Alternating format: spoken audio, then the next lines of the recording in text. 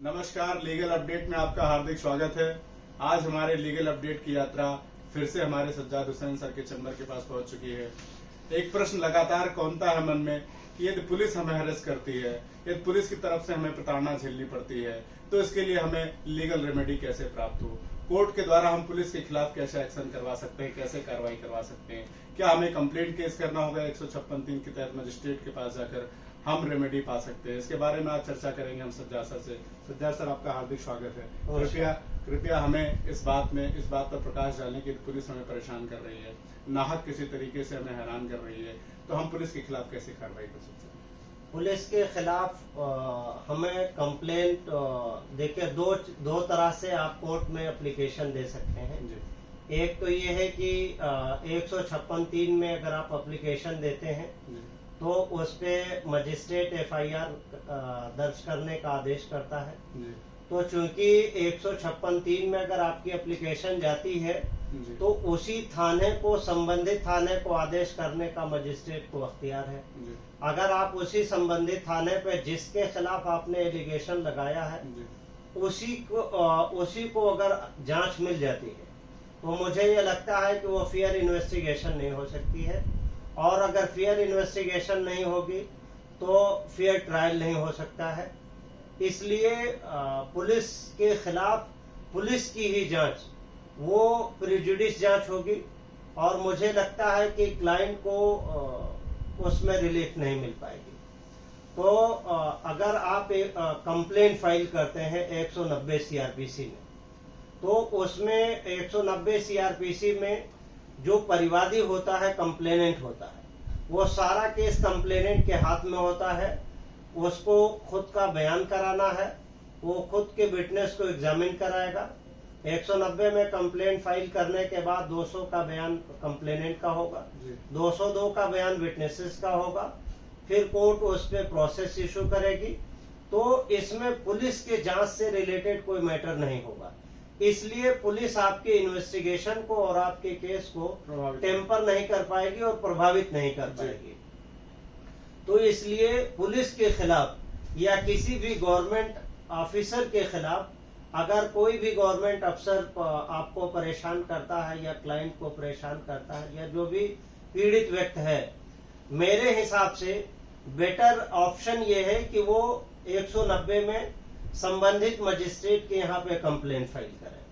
अब उस पे एक बात ये आती है कि क्रिमिनल में 197 CRPC में एक क्लास है कि गजेटेड अफसर अगर ऑफिशियल ड्यूटी में है तो उसके खिलाफ जो उसकी अपॉइंटिंग अथॉरिटी है, जिस व्यक्ति के खिलाफ आप कंप्लेंट फाइल करना चाहते हैं, जो सरकारी कर्मचारी है, उसके लिए आपको सैंक्शन लेना पड़ेगा, यानी अभियोजन की स्वीकृति उसकी नियुक्ति पदाधिकारी से लेना पड़ेगा। तो ये थोड़ा सा टेक्निकलिटी है, लेकिन इस पे कई एक जजमेंट सुप्रीम कोर्ट ने दिया और ये कहा कि ऑफिशियल ड्यूटी क्या है।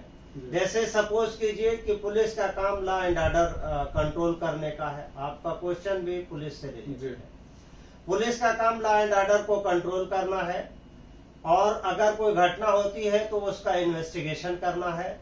लेकिन पुलिस जो ले जाती है पकड़ के, या किसी व्यक्ति को पकड़ने के लिए जो उसके साथ अनैतिक व्यवहार करती है, जैसे मारना, पीटना, 3rd डिग्री टॉर्चर करना, और भी बहुत सारे चीजें देखी जाती हैं कि उनको इतना प्रताड़ित कर देते हैं कि जिससे उनके ह्यूमन राइट का वायलेशन हो जाता है, और जो उनके फंडामेंटल राइट हैं वो वायलेट हो जाते हैं।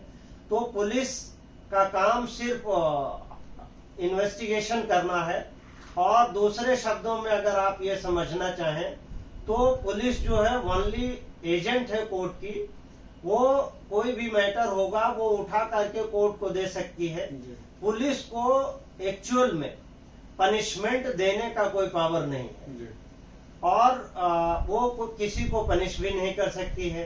तो ऐसी परिस्थिति में सुप्रीम कोर्ट ने एक गाइडलाइन दिया, जिसमें जस्टिस गांगुली का लीडिंग जजमेंट था, जिसमें ये डॉक्टर सुब्रमण्यम स्वामी वर्सेस डॉक्टर मनमोहन का केस था, जिसमें सुप्रीम कोर्ट ने ये कहा कि अगर कोई भी व्यक्ति कंप्लेन फाइल किया है या किसी कर्मचारी के खिलाफ एफआईआर दर्ज है जिसकी सैंक्शन की प्रोसिक्यूशन उसके नियुक्ति प्राधिकारी के पास पेंडिंग है, तो 6 महीने तक अगर डिसाइड नहीं करता है नियुक्ति पदाधिकारी या सैंक्शन की अभियोजन चाहे स्वीकृति में या रिजेक्शन में, तो ये माना जाएगा कि उसकी स्वीकृति प्राप्त हो गई है। तो थोड़ा सा वेट तो जरूर करना पड़ेगा। ऐसे बहुत सारे मामलों में जिसमें एफआईआर हो जाती है, पुलिस सालों साल तक इन्वेस्टिगेशन करती है, तो बजाय पुलिस इन्वेस्टिगेशन के कंप्लेन फाइल करना बेटर ऑप्शन है।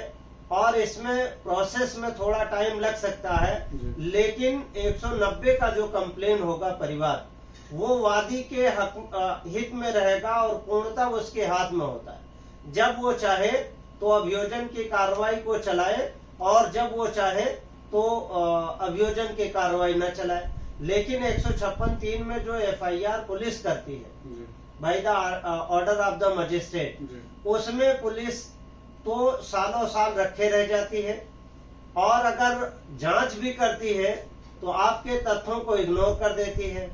अब उसमें आपको फिर मजिस्ट्रेट के यहाँ भाग के जाना पड़ेगा कि फिर इन्वेस्टिगेशन करें, फिर इन्वेस्टिगेशन को मॉनिटर करें।